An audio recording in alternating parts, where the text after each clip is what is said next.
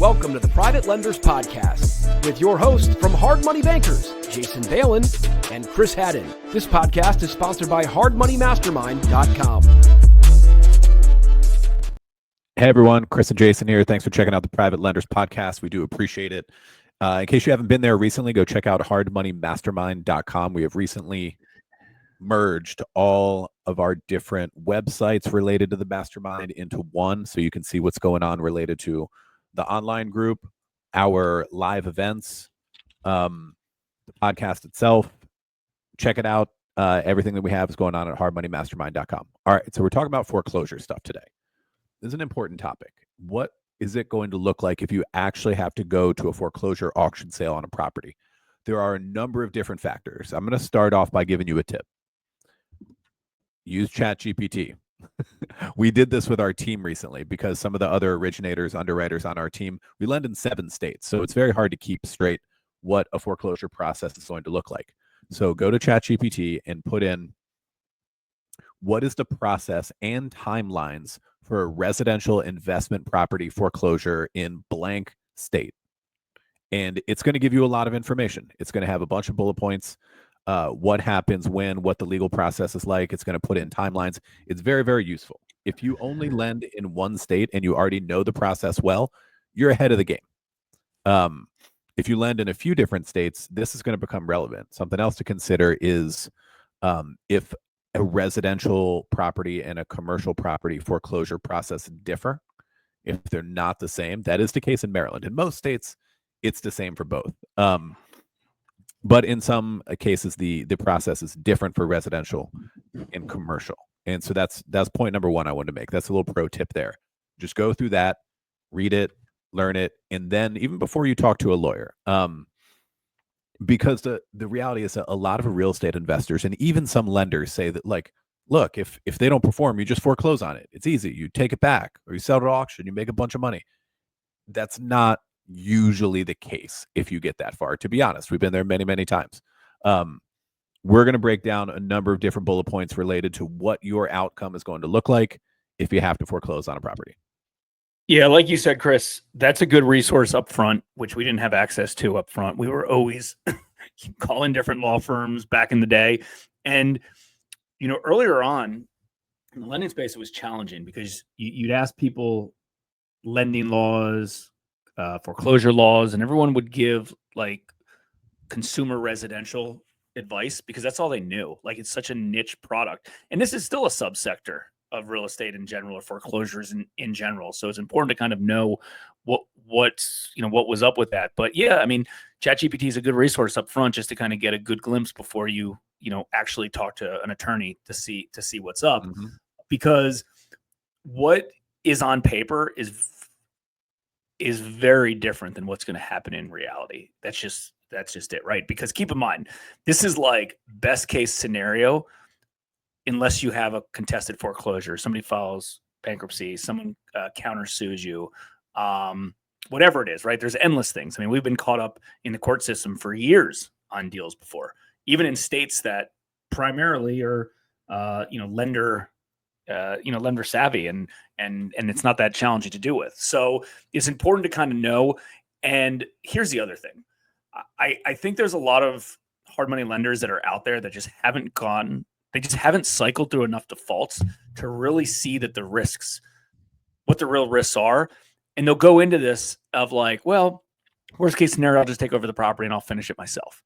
And like, that's great, but that doesn't happen in reality. Like, it just doesn't. Like, it ends up like any deal that we'd like for that to happen with, we just don't, it doesn't happen with. And any deal that I don't want, you end up being stuck with, or you got to figure out a way to get creative in order to, get out of that particular deal. So that's where it really, really gets challenging, because keep in mind, let's say we lend on $100,000 loan on a $180,000 asset, right? There's $80,000 in wiggle room and you're good. Like, this is what happens in real life when something like that happens. Like, first off, the principal balance is 100 today, right? But by the time they're like in default, it's not 100, right? Like, so yes, technically principal is 100, but then you got multiple months of payments that they're missing. They probably have an unfinished construction job when it's all said and done. You might have had to step in and pay property taxes. You might have to step in and do forced placed insurance. The biggest issue about an unfinished construction project, and if you're in default and the borrower stops making payments, is, I hate to say it, but that property is decreasing in value, because chances are there's so much deferred maintenance. You got to re-renovate things. So much stuff can go wrong during that process. So it's not as easy as being like, okay, cool, I'll just foreclose on this thing and, I'll take it over at 100. Well, your 100's not 100 anymore. Your 100's 120, 130, 140 plus. You need to put in additional costs in order to re-renovate it, take over the property, things like that. So listen, in a perfect world, it's clean, but it just doesn't end up happening. And whenever there's a borrower who's unrealistic of what they think the property value is, that makes it even more challenging, right? Because they're emotionally attached to the deal. So like, we know it's only worth 180, but that borrower thinks, oh, well, it's worth 225 or 200. I'm not letting this go. They're just trying to steal my property. I'm going to go file bankruptcy, right? And then, the court kicks out the bankruptcy. Okay, I'm going to go file a different type of bankruptcy. Right. And then that goes through, and they kick it out again. Oh, I'm going to figure out a way to sue this lender. And yes, we're tacking on default interest. We're tacking on costs to be associated with that. But what does that matter if you're not going to get repaid on this? And I'm not saying that every deal that goes into default goes to that, but those are things that you got to be aware of, because it's real life, and like things like that could happen. And there's a reason why we always want to have at least a 35% equity cushion, if not more, because we've written some really, really good loans over the years that have just scraped by. And these were good loans with good borrowers with lots of cash down, and stuff still happens. So you got to be cautious of that. Yeah, if you do enough deals, like all of these scenarios are going to happen. So the numbers that you mentioned, let's drill down on those a little more. So a few numbers to be aware of at all times when a deal starts to go sideways. Like, say, using the $100,000 principal amount, and you funded a deal, they start to miss a payment, maybe they're short on money, the construction stalls. All right, what are we looking at? So we're looking at a few different things. Here are the things that we're tracking real time. One is, what is the value of this property right now? And by value, I mean, what is a real estate investor going to pay for this property at an auction sale? Is it 150, 175, whatever it is? ARV doesn't matter at this point. What a homeowner would pay for this banged up property doesn't matter at this point, because they're probably not buying an auction anyway.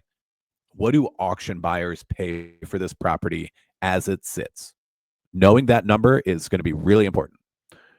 Also, as a lender on the loan side of things, you're going to want to track your total payoff owed, that total that Jason was mentioning before. So you got your principal, you got legal fees, interest and late fees accrued. Maybe you floated property tax. Maybe you floated insurance, forced place, total payoff.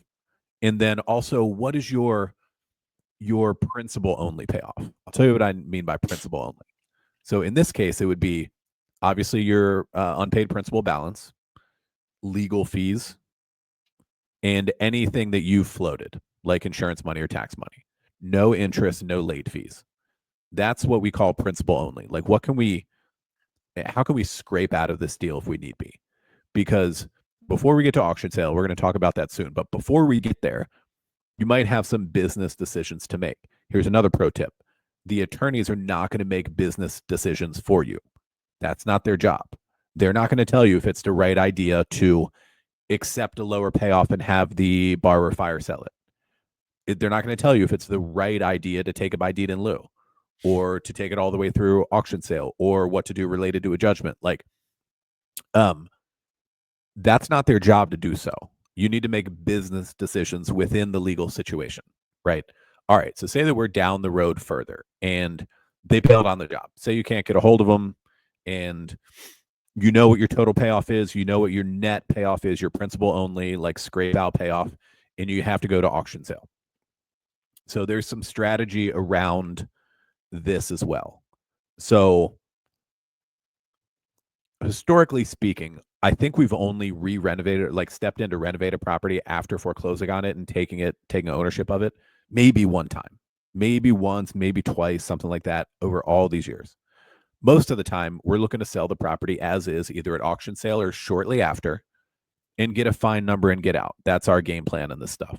So when we go into an auction sale, depending on where you are, it could be called an opening bid, an upset price. It's important to ask the foreclosure attorney what this process is like when you have to give them an opening bid and how this is all going to work. What is the process like? Is it an online auction? Is it offline? Is it at the property? Is it at the courthouse steps?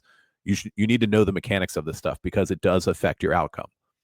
Long story short, to give you a shortcut on this one, we set our opening price typically to give us a net number that's going to be that scrape out number, that principal plus legal fees type number.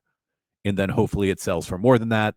And depending on the jurisdiction, what we're owed is going to vary. And that's the thing I'm going to get to next. So this is all a moving target. You don't know exactly how this is going to play out. You don't know how all the numbers are related to what fees are going to come out of what you're owed.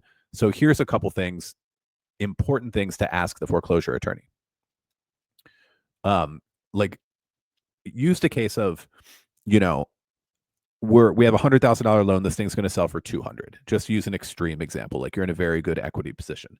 Ask the foreclosure attorney how your payoff number is calculated, because I can promise you from experience that this number varies a lot. It could be your exact payoff that you produce from your loan servicing system, meaning your entire payoff. It could be nowhere close to that as well, depending on the jurisdiction, right? Like in certain judicial foreclosure states, they're going to use a judgment number that was recorded 6 months ago. And then, 6 months later, you actually get to an auction sale that's way lower than what you're actually owed. Many states limit legal fees. Like you might have $10,000 in legal, but the state limits it to $2,500. That's a factor too, right? So ask your foreclosure attorney, my payoff, how is that calculated? What are they going to give me if this property sells for, double what I'm owed, call it. Like say it's not even a property issue. That's an important part. You're going to jump in on something? I got another one too. Go ahead. No, keep going. You're flowing. Okay. Here's another thing from experience that you might forget to ask. What happens after the sale? What's that process like? So say it sells at auction. You're owed 100 principal, total payoff of 130. It sells for plenty. When do you get the money? It sells to a third-party buyer. Say they're a cash buyer. When do you get the money? What's that process? Because in Maryland, for example, and I can tell you all states vary a lot. You're going to have 30 or 60 days until the court ratifies the sale. And then the buyer has to go to closing shortly after that. Within a given time frame, it's pretty quick. Not bad, right? Seems like it's not bad. But wait, there's more. The more in this case is that even after the sale closes, the court is going to audit your payoff statement until they can actually give you the money. So think about this. It's sold at auction. The court ratified it. The buyer went to closing with the title company. The money goes to your attorney who did the foreclosure work, but you can't get it yet. We've been in a situation, unfortunately, in Baltimore City where we're very careful about lending, where after that point, we still didn't get the money. We had to wait for a 6-month-long audit. Now, of course, it didn't take 6 months to do the numbers. It took 6 months for us to get to the front of the line so that they would approve our numbers, and then we got the money. So that's an extreme example, but it just goes to show you, make sure to ask your foreclosure attorney what happens after the property sells at auction. Yeah. And the real takeaway for all of this stuff is, even if you do know the process, and most people don't know the process because it changes, or not only does it change, like different jurisdictions inside each state are different, and based on how backed up they are could change a lot of different things. So even if you do know the process, you need to see in real time how the process actually plays out, because it plays out a little bit differently. And unfortunately, it's not all that in our favor as a lender. It's easy to be like, oh, of course I'm going to lend this much on this property. I'll just take it over. I'll just foreclose on it. Some of our capital investors and our partners think the same thing. It's like, this is a home run deal. It's a no-brainer. We'll just take over the property and we'll foreclose. And it's like, yeah, that's great. in reality, that's great, but in reality, it doesn't work that way. And we've been in situations, good situations and bad situations. Good situations have been, hey, the borrower defaults, we go to foreclosure sale, we put together a full payoff, 24% interest, late fees, default interest, everything. And when it's all said and done, they accept our full payoff, full attorney fees for everything. It's like, wow, this is great. This worked, this potentially worked out. And on the other side, we have deals where, we filed, like Chris said, we filed a judgment in a particular state, and this thing doesn't foreclose, and we don't get our money back for a year, 18 months later. But guess what? It's only off the judgment amount that was on record. And then we're cooked, right? It's such a big difference. So, it's hard to explain this until you actually go through the process and see what's up, actually going through the process of learning this and seeing this in real time. I would just encourage anybody that's watching or listening to just don't have the loan to own mentality. Don't say, oh, well, I'll just loan what I'm willing to take back this property for. Make sure you're lending to good borrowers that have real down payment monies, that know what they're doing. And listen, it's the inevitable that you're eventually going to default a deal, take back a property, go through the foreclosure process. Not the end of the world, but just don't make it a habit of, doing loans based off that criteria. Make sure you're lending to good borrowers that are going to perform so you can limit that. Yeah, you definitely don't want to make it to auction sale. You can hear me, right? It's my video frozen. I can hear you. You're frozen. So anybody watching, you look frozen, but I can hear you. So keep going. My video is frozen up, so hopefully most people are listening on audio. Anyway, to wrap up here, be careful with your collateral underwriting, of course. Well, Chris just got kicked off this episode, but not a big deal. I'll just finish it myself. So again, just to sum up this episode, know the process. Make sure you're writing good loans to good real estate investors. Make sure that you're talking to proper legal counsel to do this. We've discussed in other videos in the past that we use different types of real estate attorneys for different foreclosure cases. And what I mean by that is, like, we have our pit bull foreclosure attorneys that we really, really like to deal with because they're very good, they're very efficient, but they're also expensive, right? So if we do a loan for, I'm not saying we would do this, but let's say we had a loan that was like a $70,000 balance and it's only worth $100,000. I can't use one of our pit bull attorneys to do that. It'll be way too expensive. I can't recoup the cost. I might have to use somebody a little bit more budget. And on the other side, there's cheaper attorneys, but the downfall is you got to micromanage the process. They're harder to deal with, things like that. So, we actually use 2 or 3 or maybe even 4 foreclosure companies, some in overlapping states, based on the individual project, because it's a business decision to see how much money and equity there is that we can recoup. So hope you guys enjoyed this episode of the Private Lenders Podcast. Again, go check out hardmoneymastermind.com. Go check out hardmoneymastermind.com, and we'll see you on an upcoming Private Lenders Podcast. We hope you enjoyed this episode of the Private Lenders Podcast. Please note that the opinions stated by all the speakers on this show are only opinions and not intended for legal, financial, or accounting advice. Please make sure to always check with your own legal, accounting, and financial professionals. If you enjoyed this episode of the Private Lenders Podcast, we'd appreciate it if you would spread the word. Make sure to check out hardmoneymastermind.com, the #1 free community for new and experienced private and hard money lenders.